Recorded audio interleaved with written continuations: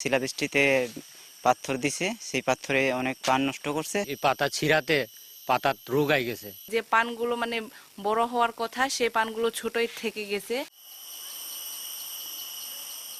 খরা, অধিক তাপদাহের পর একাধিক কালবৈশাখী ঝড় ও দফায় দফায় শিলাবৃষ্টির কবলে মৌলভীবাজারের খাসিয়া পানপুঞ্জি, এতে পানজুমগুলো ব্যাপক ক্ষতিগ্রস্ত হয়।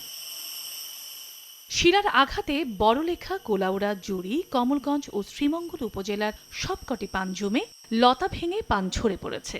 পান পাতা ছিদ্র হয়ে নষ্ট হয়ে যাচ্ছে। ছড়িয়ে পড়ছে ছত্রাকনাশক নানা সংক্রামক ব্যাধি। এতে পান উৎপাদন কমে যাওয়ায় আর্থিকভাবে ক্ষতির মুখে খাসিয়ারা। শিলাবৃষ্টিতে পাথর দিছে, সেই পাথরে অনেক পান নষ্ট করছে। এই পাতা ছিঁড়াতে পাতা রোগ আই গেছে।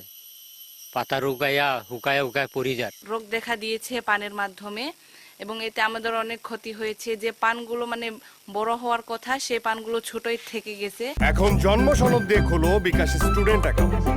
নিজের বিকাশ নিজে কর। ঋণে জর্জরিত খাসিয়াদের আর্থিক সহায়তার দাবি জানালেন বৃহত্তর সিলেট খাসি সোশ্যাল কাউন্সিলের সাধারণ সম্পাদক। আর কৃষি সম্প্রসারণ অধিদপ্তর ছত্রাকনাশক ঔষধ প্রয়োগের পরামর্শ দিয়েছেন।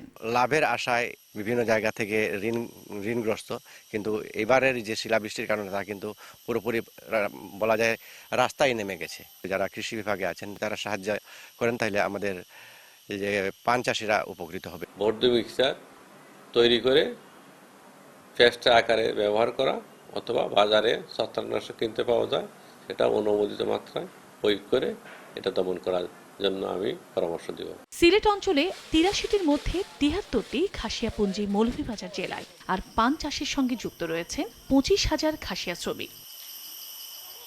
সময় সংবাদ, মৌলভীবাজার।